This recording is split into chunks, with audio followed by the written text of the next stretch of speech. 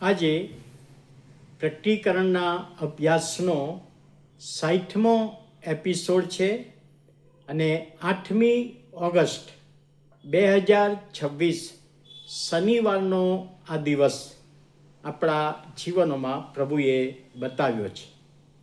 ગઈકાલે જે પ્રશ્ન પૂછવામાં આવેલો કે યોહાને આકાશમાં બીજું ચિહ્ન શેનું જોયું, અને એના માટે જવાબ તમે આપ્યો છે મોટો લાલ અજગર. હવે મોટો લાલ અજગર તમારો જવાબ સાચો છે, પણ સમજવા માટે મોટો લાલ અજગર એટલે શૈતાન.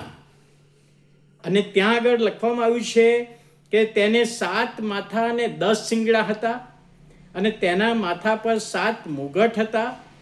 એ બાબત એનું વર્ણન કરવામાં આવ્યું છે. એટલે આનો અર્થ કે એને શિંગડા હોય ને પૂંછડા હોય ને કે આ રીતનું એવું હોતું નથી, પરંતુ એનું વર્ણન એ બતાવે છે કે વિશ્વવ્યાપી સામ્રાજ્ય જાણે કે ચલાવતો હોય, એના હાથમાં સત્તા હોય, પાવરફુલ છે, એ બતાવવા માટે એ શબ્દો વાપરવામાં આવ્યા છે. હવે આજે આપણે જોવાના છે 12મો અધ્યાય, 3 ને 4 કલમ ગઈકાલે જોઈ. આજે 5મી કલમ, 12મો અધ્યાય અને 5મી કલમ ત્યાં લખવામાં આવ્યું છે. તેને એટલે જે વેષ્ટિત થયેલી સ્ત્રી એટલે ઇઝરાયેલી પ્રજા, તેને પુત્ર નર બાળક અવતર્યો. પુત્ર નર બાળક અવતર્યો એટલે પ્રભુ ઈસુ ખ્રિસ્ત એના પ્રજામાં અવતર્યા. એ સર્વ દેશના લોકો પર, કોણ? ઈસુ સર્વ દેશના લોકો પર લોઢાના દંડથી રાજ કરશે, અસરકારક રીતે રાજ કરશે. અને ત્યાર પછી લખ્યું છે તેના બાળકને ઉચકીને દેવ પાસે તથા તેના રાજ્યાસન પાસે લઈ જવામાં આવ્યો. હવે આ બાબત હું આપને બહુ સાદી ને સીધી ને સરળ ભાષામાં સમજાવું છું. જે પુત્ર જન્મ્યો એ પ્રભુ ઈસુ ખ્રિસ્ત બેથલેમ ગામમાં. હવે ગઈકાલે આપણે જોયું હતું કે લ્યુસિફર શૈતાન જે નીચે નાખી દેવામાં આવ્યો, તો હવે ક્યાં જાય છે, પૃથ્વી પર ક્યાં ગયો, કઈ કઈ જગ્યાએ ગયો, એ હું બતાવવા માંગુ છું. અહીં આગળ જો શરૂઆતમાં જોઈએ તો આદમને હવાની પાસે ગયો. ઉત્પત્તિ પુસ્તક 3જો અધ્યાય. આદમ હવાને ભરમાવવા માટે પ્રયત્ન કર્યો. કેમ? કે જે યહોવાએ, જે ઈશ્વરે મને નીચે નાખ્યો છે, એણે જ અમને બનાવ્યા છે અને એ એમની સંગત કરે છે વાડીમાં, તો એમની સંગત તોડાવું, એમને હું પાપમાં નાખું, પાપમાં પાડું, અને માટે આદમને હવાની પાસે ગયો. એ આપણે જાણીએ છીએ. જે શિક્ષા કરવામાં આવી એ પણ આપણે જાણીએ છીએ. હવે ત્યાર પછી એ શૈતાન જે ઇસ્રાયેલી પ્રજાના રાજાઓની પાસે ગયો, રાજાઓને ભરમાવવા માટે પ્રયત્ન કર્યો. કેટલાક રાજાઓને ભરમાવીને મૂર્તિ પૂજા તરફ લઈ ગયા. કેટલાક રાજાઓને, ખાસ કરીને દાઉદને ભરમાવીને જે વ્યભિચાર કરાવડાયો. એટલે શૈતાને આ કૃત્ય કરાયું છે. અને એમ કરતા કરતા એ શૈતાન જ્યારે આ નર બાળક એટલે ઈસુ જન્મ્યા, ત્યારે ઈસુને મારી નાખવા માટે પ્રયત્ન કર્યા. જો શરૂઆતથી જોઈએ તો ઈસુનો જન્મ જ ના થાય એ માટે પ્રયત્ન કર્યા. યુસફની પાસે ગયા. યુસફને કહ્યું કે આ તારી સ્ત્રી. અને યુસફે મનમાં વિચાર કર્યો કે આવી સ્ત્રીને મારે તેડી લાવી નથી.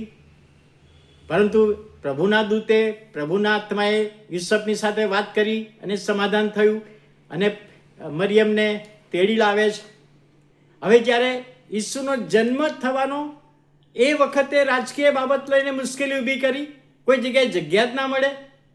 પણ આખરે બેથલેમ ગામમાં ગભાણમાં જન્મ થયો. હવે જન્મ થયો એટલે આ દૂત શૈતાન વિચાર કરે છે કે જેને હું રોકવા પ્રયત્ન કરું છું એ તો જન્મી ગયો છે, તારનાર, ઉદ્ધારનાર, એ ઉદ્ધાર આપનાર છે, તો એને મારે કોઈ પણ રીતે દૂર કરવો જોઈએ. એટલે હેરોદની પાસે ગયો. આ શેતાન હેરોદની પાસે ગયો અને હેરોદને કહ્યું કે જો તારો હરીફ રાજા નવો આવશે, તારું રાજ્ય જતું રહેશે. એટલે એ રાજાએ ઢંઢેરો પીટાવ્યો, ઠરાવ બહાર પાડ્યો કે 2 વર્ષથી નાની ઉંમરના બાળકોને મારી નાખો એટલે ઈસુનું કતલ થઈ જાય. પરંતુ એમાં પણ આ શેતાન ફાવ્યો નહીં અને ઈસુનો બચાવ થઈ ગયો, એ આપણે જાણીએ છીએ. હવે ઈસુ જ્યારે મોટા થયા, 30 વર્ષની ઉંમરે જ્યારે સેવામાં તૈયાર થાય છે અને સેવા માટે તૈયાર થયા અને બાપ્તિસ્મા લીધું, અને ત્યારે આ શેતાન એ ઈસુની પાસે ગયો. તું દેવનો દીકરો છે? જો દેવનો દીકરો હોય તો આ પથ્થરને કે રોટલી થઈ જાય. અને 3 વખત જે ઈસુનું પરીક્ષણ કર્યું, પહેલો આદમ, એનું પરીક્ષણ કરવામાં આવ્યું, અને પહેલો આદમ જે માટીનો હતો એ તો ફસાઈ ગયો અને પાપ કર્યું અને પાપે પ્રવેશ કર્યો. પણ આ બીજો અને છેલ્લો આદમ પ્રભુ ઈસુ ખ્રિસ્ત, એની પાસે શેતાને પ્રયત્ન તો કર્યા પણ શેતાન ત્યાં ફાવ્યો નહીં. પ્રભુ ઈસુએ વચન દ્વારા એને હરાવ્યો. અને ત્યાં લખવામાં આવ્યું છે કે થોડી મુદત સુધી એ શેતાન ઈસુને મૂકીને ચાલ્યો ગયો. હવે શું થયું? પિત્તર ને શિષ્યો ઈસુની સાથે શિક્ષણમાં બેઠા છે. માથીની લખેલી સુવાર્તા 16મા અધ્યાયમાં પ્રભુ ઈસુએ પ્રશ્ન કર્યો કે માણસના દીકરા સંબંધી લોકો શું કહે છે? અને એ વખતે શિષ્યોએ કહ્યું કે યોહાન બાપ્તિસ્મ કહે છે, કોઈ કે યર્મિયા પ્રબોધક, આવનાર પ્રબોધક. ત્યારે ઈસુએ શિષ્યોને પ્રશ્ન કર્યો કે માણસના દીકરા સંબંધી લોકો જે વાતો કરતા હોય, પણ તમે મારા શિષ્યો તમે શું કહો છો? અને તે વખતે બધા ચૂપ થઈ ગયા. પણ પિત્તરે કહ્યું, તું મસીહ જીવતા દેવનો દીકરો છે. એણે કબૂલાત કરી. અને ત્યારે પ્રભુ ઈસુએ કહ્યું, શાબાશ યુના પુત્ર, તને ધન્ય છે. માંસે અને લોહીએ નહીં, પણ મારા આકાશમાંના બાપે તને કહ્યું છે. માટે હું પણ કહું છું કે આ વિશ્વાસ પર હું મારી મંડળી બાંધીશ. હવે એ બાબત પતી ગઈ. કલાક પછી બીજી સેશન હતી અને ત્યાં પ્રભુ ઈસુએ કહ્યું કે થોડા જ દિવસોમાં પાપીઓના હાથે માણસનો દીકરો પકડાશે, મરણ પામશે, 3જા દિવસે ઉત્થાન પામશે. ત્યારે પિત્તર ઈસુને થોડા દૂર લઈ ગયો અને લઈ જઈને કહે છે, પ્રભુ આવું ના થાય, તમારા પ્રત્યે આવું કશું થવું જ ના જોઈએ. અને ત્યારે પ્રભુ ઈસુએ શું કહ્યું? પિત્તર મારાથી દૂર જાય એમ નહીં, શેતાન મારાથી દૂર જા. કારણ કે શેતાને પિત્તરનો કબજો લીધો હતો અને કહે છે, શેતાન તું મારાથી દૂર જા. કેમ કે દેવની વાતો છે, દેવનું આયોજન છે, એમાં તું આખિલ રૂપ ના કરીશ. એટલે શેતાને ત્યાં પ્રયત્ન કર્યો પણ શેતાન ત્યાં પર નિષ્ફળ ગયો. એ આપણે જાણીએ છીએ નવા કરારમાં. જ્યારે પ્રભુ ઈસુ ખ્રિસ્તને વધસ્તંભે જડવામાં આવ્યા, વધસ્તંભે જડાયા પછી જ્યારે એમની ડેડ બોડી દફન કરવામાં આવી અને ત્યાર પછી જ્યારે 3જા દિવસે ઉત્થાન પામ્યા અને યાજકોએ જોયું કે આ તો ઈસુ ઉત્થાન પામ્યા છે, તે વખતે શેતાને શું કર્યું? યાજકોના મનમાં વિચાર મૂક્યો કે તમે પૈસા આપીને સમાચાર ફેરવી નખાવો કે ઈસુ ઉઠ્યા જ નથી, ઈસુ કબરમાંથી બહાર આવ્યા જ નથી, એવું કરો. એટલે શેતાનનું એક કાર્ય હતું. અને યાજકો શેતાનને વશ થયા અને યાજકોએ આજ સુધી એ વાત ફેલાવી છે કે શિષ્યો ઊંઘી ગયા હતા, સિપાહીઓ ઊંઘી ગયા હતા અને શિષ્યો ડેડ બોડી લઈ ગયા. આજ સુધી એ ચાલતી આવી છે. શેતાને ઉત્થાનના સમાચાર દાબી દેવાના પ્રયત્ન કર્યા, કારણ કે ઈસુ ઉદ્ધાર કરતા છે. વધસ્તંભે મરણ પામ્યા, ઉત્થાન પામ્યા, અને શેતાન એ સમાચારને દાબી દેવા પ્રયત્ન કરે છે. તો વાલા ભાઈઓ અને બહેનો, આ ક્રમ મેં જણાવ્યો. હવે એક બાબત, આજે એ શેતાન ક્યાં જાય છે? આજે શેતાન કોની પાસે જાય છે? આજે શેતાન તમારી પાસે આવે અને મારી પાસે આવે છે.